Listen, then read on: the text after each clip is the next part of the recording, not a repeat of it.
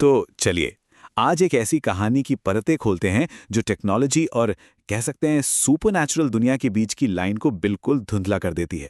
और देखिए, ये सिर्फ कोई डरावनी कहानी नहीं है, ये एक मॉडर्न अर्बन लेजेंड है। ये हमें दिखाती है कि कैसे हमारा रोजमर्रा का भरोसा, मतलब एक सिंपल सी ऐप पर, एक कैब पर, कैसे एक अनजाने से डर में बदल सकता है।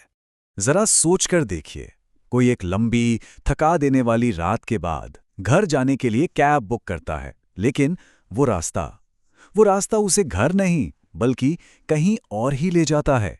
एक ऐसे लूप में जहां से निकलना नामुमकिन सा लगता है। यही वो खौफ है जो इस पूरी कहानी के सेंटर में है। कहानी की जो शुरुआत है वो एक बहुत ही आम, बहुत ही जाने पहचाने माहौल से होती है। एक ऐसा सीन जिससे देर रात तक काम करने वाला कोई भी इंसान खुद को रिलेट कर सकता है। कहानी का मेन कैरेक्टर है निशा, एक 26 साल की कंटेंट मॉडरेटर। वो बस अपनी लेट नाइट शिफ्ट खत्म करके थकी हुई है और जल्द से जल्द घर पहुंचना चाहती है। उसकी सिचुएशन इतनी नॉर्मल है कि लगता है ये किसी की भी कहानी हो सकती है। तो सब कुछ एक बिल्कुल नॉर्मल रूटीन की तरह शुरू होता है। काम खत्म हुआ, फोन निकाला, ऐप खोला, कैब बुक की। और कहानीकार इसी आम रूटीन का इस्तेमाल करते हैं, क्योंकि सबसे गहरा डर वहीं से तो पैदा होता है जहां रोज की चीजें अचानक से बदलने लगती हैं। और यहीं पर कहानी में पहली अजीब बात होती है। ऐप उसे लगातार तीसरी रात सेम ड्राइवर असाइन करता है, महेश पाटिल। ये एक मामूली सा इत्तेफाक है या किसी आने वाली गड़बड़ का पहला इशारा? तो अब कहानी उस हिस्से में एंटर करती है जहां ये नॉर्मल सी लगने वाली राइड एक बहुत ही अजीब और डरावने सफर में बदलने लगती है। यहीं से रियलिटी की पकड़ ढीली पड़ने लगती है। ड्राइवर अचानक एक सुनसान इंडस्ट्रियल एरिया में गलत मोड़ ले लेता है। रेडियो पर 2012 का कोई पुराना स्टैटिक से भरा बुलेटिन बजने लगता है, जैसे वो किसी और ही समय से आ रहा हो। फिर सड़क के किनारे एक बिलबोर्ड 2 बार दिखता है, पर दूसरी बार में वो जला हुआ है।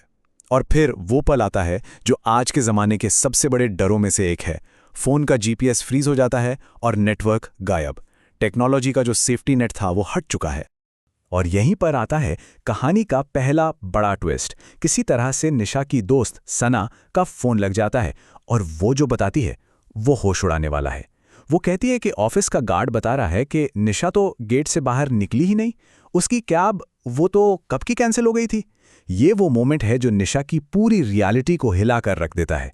मतलब वो जिस कैब में है वो उस कैब में ऑफिशियली है ही नहीं।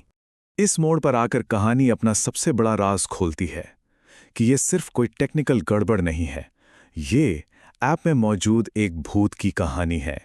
कार के डैशबोर्ड पर समय 3:33 पर जम जाता है। ये एक क्लासिक हॉरर ट्रिक है जिसे विचिंग आवर या शैतानी पहर का साइन माना जाता है। ये इस बात का इशारा है कि अब हम नॉर्मल दुनिया के रूल्स से बाहर जा चुके हैं। तो आखिर हो क्या रहा है यहाँ? कहानीकार यहाँ एक कॉन्सेप्ट का इस्तेमाल करते हैं जिसे मेटाफिजिकल लूप कहते हैं।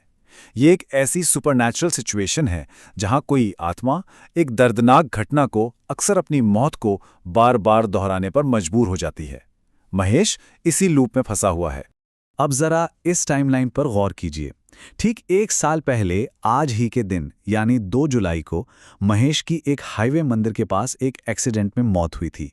और आज निशा उसी तारीख को उसी नाम के ड्राइवर के साथ सफर कर रही है।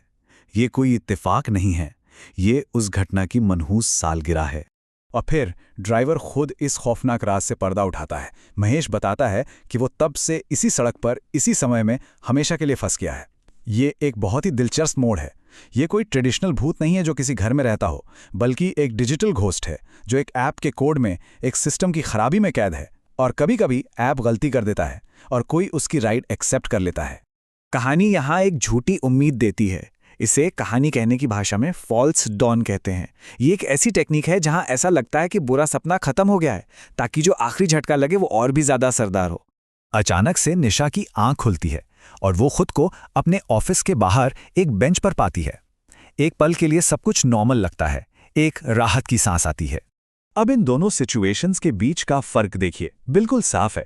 कैब में समय 3:33 पर रुका था, फोन की बैटरी खत्म हो रही थी, सिग्नल बिल्कुल नहीं था। जबकि बेंच पर समय है 2:59 AM, बैटरी 57% है और सिग्नल भी फुल है। सारे सबूत इसी तरफ इशारा कर रहे हैं कि वो सब बस एक बहुत ही बुरा सपना था।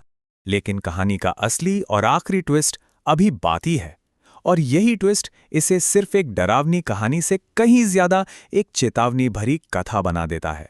तो ऑफिस बिल्डिंग की सेफ्टी में वापस आकर निशा बस तसल्ली के लिए अपने फोन की गैलरी चेक करती है, और उसकी गैलरी में एक तस्वीर है जो उसने नहीं खींची। Time stamp 3:33 AM। ये तस्वीर कैब की पिछली सीट से ली गई है।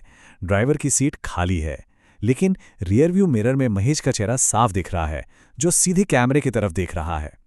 ये एक ऐसा डिजिटल सबूत है जिसे झुटलाया नहीं जा सकता।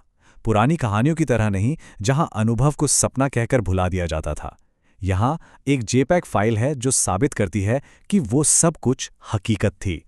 तो आखिर में ये पूरी कहानी एक सवाल पीछे छोड़ जाती है। आज की इस डिजिटल दुनिया में जहां हम सब ऐप्स पर इतना ज्यादा भरोसा करने लगे हैं, क्या कोई सच में जानता है कि उस स्क्रीन के दूसरी तरफ कौन है?